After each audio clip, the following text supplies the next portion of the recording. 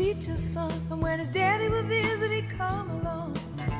When they gathered around and started talking, that's when Billy would take me walking. Nathalie, vous allez nous présenter Fabienne. Fabienne, elle a travaillé pendant des années dans l'industrie agroalimentaire et elle s'est dit « je veux complètement changer de vie » et elle s'est tournée vers un métier d'art d'exception. Lequel ? 30 ans dans l'industrie agroalimentaire. Wow. C'est un vrai changement de vie avant de reprendre un atelier spécialisé dans le travail du cuir. En plus, c'est pas un secteur, on va dire, en pleine croissance. Le métier de gros foire sur cuir, de doreur sur cuir, elle n'y connaissait rien. Aucune connaissance, aucune expérience dans ce domaine. Mais elle n'est pas la seule. Selon l'Institut supérieur des métiers, lors de leur dernière enquête en 2018, donc ils observent un peu l'évolution de ces métiers, ils ont constaté qu'en 2018, 20% de repreneurs d'ateliers venaient d'une activité professionnelle complètement différente. On les appelle les nouveaux entrants dans l'artisanat. Et c'est le cas de Fabienne, regardez. Paris, 12e arrondissement. Sous le viaduc des Arts se trouve une maison centenaire spécialisée dans le cuir d'ornement. Reliures de livres anciens, gaineries d'ameublement, maroquin de bureaux avec dorure, ici, le cuir est sublimé. Bon, il y a les Américains de samedi qui demandent un devis, oui. Celle qui est à la tête de cette belle maison, c'est Fabienne. Après presque 30 ans de carrière dans l'agroalimentaire, elle s'est lancé le défi de reprendre un atelier d'art. Ça avance ? Ça avance, oui. Ils aiment bien les couleurs claires là pour ce chantier, donc le rouge c'est très bien. Donc rouge, vert, fauve, parfait. Elle est même presque orangée. Fabienne et son équipe relèvent tous les défis. Cuir gaufré, plissé, tressé et multiplient les collaborations avec les artistes et les artisans d'art. Donc là c'est un décor qui est fait avec une roulette. C'est des roulettes qui datent de la création de la maison, 1910. Ça fait combien d'années que vous avez repris cette belle maison ? Alors ça fait 7 ans, un peu plus de 7 ans. Je l'ai reprise le 1er octobre 2011. Vous vous en rappelez, de la date Ah oui, je exacte. m'en rappelle très très bien, oui. Moi j'ai attendu que mes 3 enfants soient sur le bon rail en termes d'études pour dire je vais m'occuper de racheter une entreprise parce que je savais que c'était un investissement en temps et en énergie qui était assez colossal. Mais alors comment vous avez fait votre choix ? Vous aviez des critères de sélection ? Ah ça j'en avais beaucoup, beaucoup. Dans la décoration, parce que c'est un secteur pour lequel j'ai de l'appétence, à Paris, je voulais qu'il y ait plus de 5 salariés, parce qu'en dessous, il faut savoir faire de ses mains.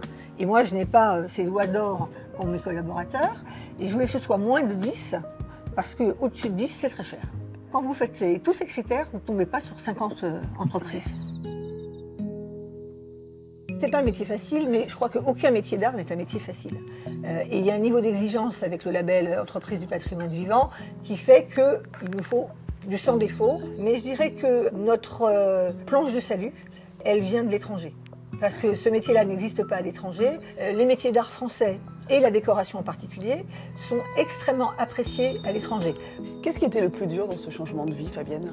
Avec du recul, on travaille comme les montagnes russes, ça monte, ça descend. Aujourd'hui, j'ai une myriade de devis en attente, mais si ça se trouve, il n'y en a aucun qui va rentrer signer. Voilà, c'est parti, un mail de plus. Vous en vivez, Fabienne, de cette nouvelle activité ? Alors oui, j'en vis, mais j'en vis beaucoup moins bien que ce que je vivais avec ma précédente activité de conseil. Là, je fais partie des gens qui ont divisé par 2 ou par 3 leur rémunération. Une fois la période de remboursement d'emprunt passée, les choses sont plus simples. Mais pendant le remboursement d'emprunt, je connais personne qui vive mieux ou même de façon comparable sa vie d'avant. C'est une belle aventure, mais c'est une aventure risquée et difficile.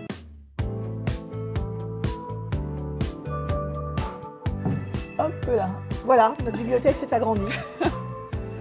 Des recettes. Nathalie, Fabienne, elle avait une idée précise de ce qu'elle voulait. Et vous avez vu ce petit regard qui Ouais, pétille quand elle pétille. parle de son nouveau métier.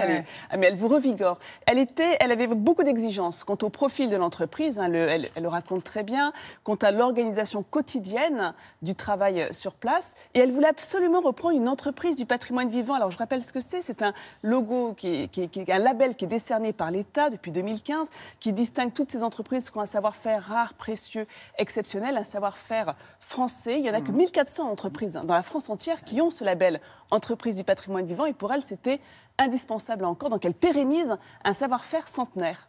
Et peut-être un conseil à donner pour nos téléspectateurs ou téléspectatrices qui auraient envie de changer de vie. Il ne faut pas idéaliser, on est d'accord. Il faut regarder de manière très honnête ce qui vous attend. Il faut bien préparer son changement ça. de vie. C'est vrai que beaucoup fantasment sur les nouveaux métiers, voilà, le métier rêvé, mais l'herbe n'est pas toujours plus verte ailleurs. Donc il faut vraiment préparer son départ. Elle, c'est ce qu'elle a fait. Elle était soutenue par sa famille, soutenue par son mari. Elle a su identifier exactement ce qu'elle voulait. Elle sait, oui, elle n'est pas partie comme ça à l'aventure. Et ça, c'est très important. Ça fait partie des conseils. Alors, vous avez vu qu'en général, je vous présente des savoir-faire plutôt réussis. Il y a quelques échecs également, mais il y a aussi beaucoup de réussites. Globalement, ça réussit. Oui. Ouais. Et les gens sont heureux. L'image de Fabienne, hein, quand il y a un grand sourire comme ça, on dit... Si vous avez un petit coup de déprime, il faut aller la voir. Hein. Très bien. Alors, en quelques secondes. On va donner le numéro de portable de Fabienne, elle va être contente.